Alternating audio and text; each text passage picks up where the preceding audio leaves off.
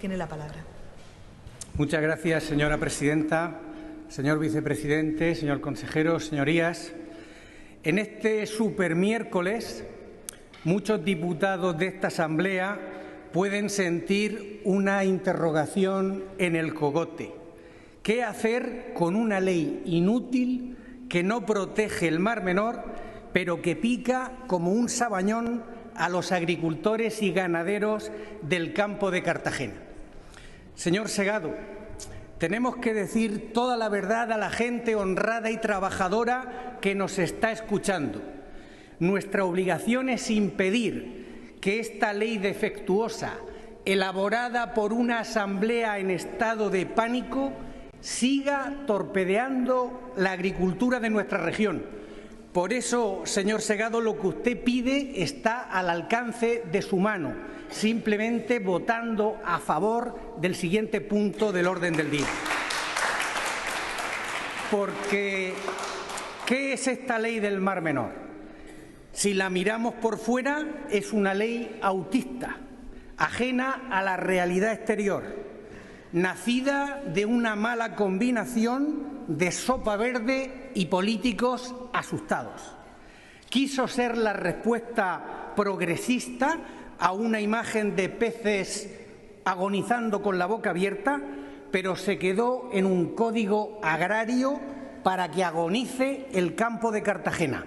Y si la miramos por dentro, si examinamos el entramado de su ideología, los que se pueden quedar con la boca abierta son los españoles, porque es un experimento para llevarse la agricultura a Marruecos, dar gusto a los santones del cambio climático y entregar un nuevo misal para los curas rojos de la Agenda 2030.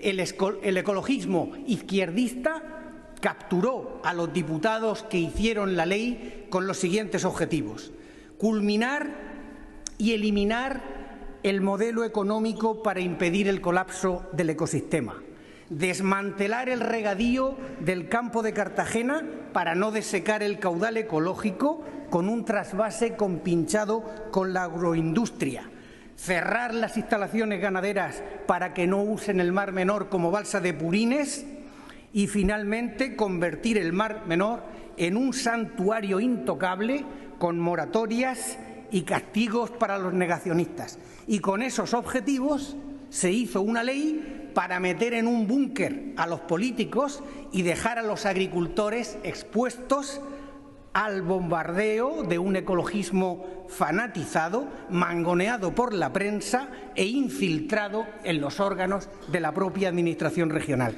¿Y para qué ha servido esta ley? Para lavar la conciencia de los que durante más de 30 años han permitido que las escorrentías de fango sigan aturdiendo el ecosistema. La ley del Mar Menor y su hermana gemela, la ley de la personalidad, son un atentado contra el sector primario, pero además son el taparrabos del Gobierno porque encubren sus vergüenzas y ofrecen la excusa perfecta para no ejecutar el plan vertido cero y no invertir en ningún proyecto de obras, no sancionar las dejaciones de los poderes públicos, ensañarse con multas y cargas burocráticas para las actividades productivas y permitir que los ecologistas se encierren a cavilar con la nacra y el caballito para chupar del presupuesto. Pero sobre todo,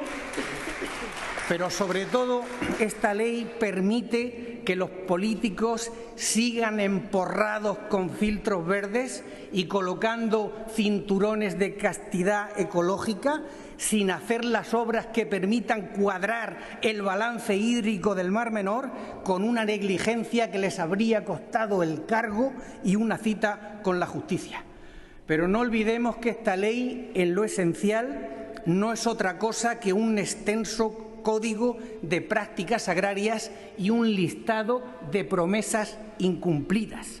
Por eso es una ley fraude a la que Vox le ha quitado dos caretas.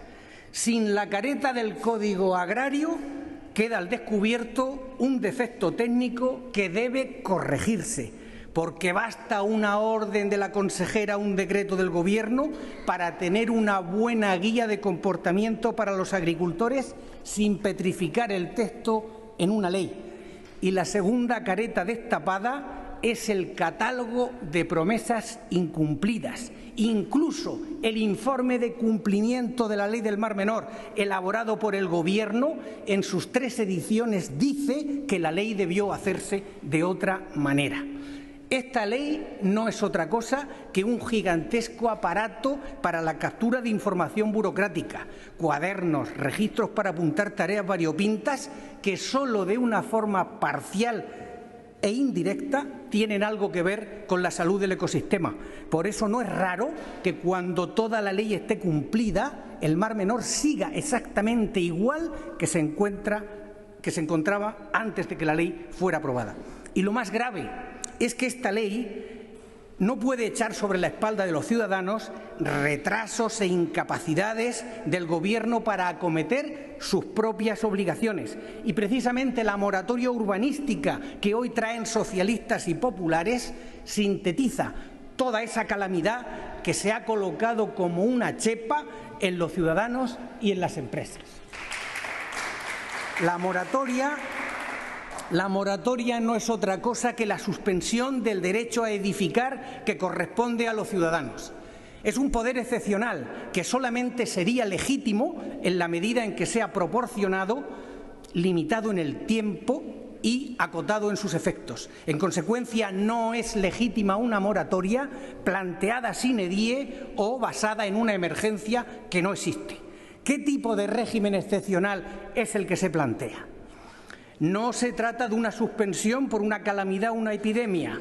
La situación que impide edificar es la torpeza del propio Gobierno, su incapacidad para elaborar a tiempo un documento administrativo para el que se había dado un plazo que ha sido incapaz de cumplir. La moratoria es una medida cautelar para evitar los riesgos que se imputan al desarrollo urbanístico, es decir, la ocupación indebida del suelo y los vertidos de origen urbano. Pero las viviendas no contaminan, lo que contamina es la ausencia de sistemas de saneamiento, por lo que tampoco es justo cargar sobre los ciudadanos los defectos de cumplimiento de la Administración.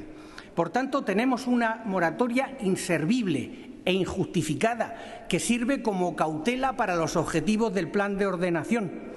Pero ese plan de ordenación califica las actividades productivas como agresiones al medio ambiente, por lo que deben quedar paralizadas hasta la aprobación definitiva del plan. Y si la causa, la finalidad, la justificación y el pretexto de la moratoria son un montaje, no podría faltar una quinta alevosía, que es el objetivo mentiroso de salvar el medio ambiente. Lo cierto es que los objetivos ambientales se pueden cubrir perfectamente con los planes de protección que ya hay, de tal manera que el plan de ordenación que estamos esperando no será otra cosa que un texto refundido y armonizado de todos los instrumentos de protección que ya existen.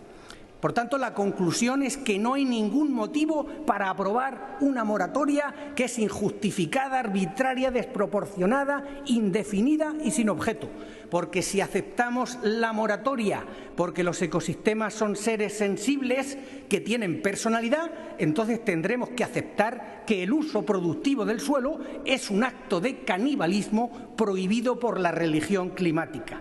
La moratoria que hoy plantean socialistas y populares bajo la dirección política del ecologismo fanatizado es un estado permanente de excepción que se burla de los derechos fundamentales, principalmente la propiedad privada y el libre emprendimiento. Y en el día de hoy, por un capricho de la agenda parlamentaria, hemos sorprendido a nuestros socios de Gobierno, hermanados con el rojerío, sobre una moratoria montada al gusto de la burocracia de Bruselas.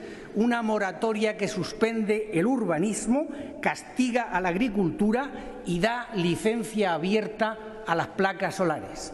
Muchas gracias.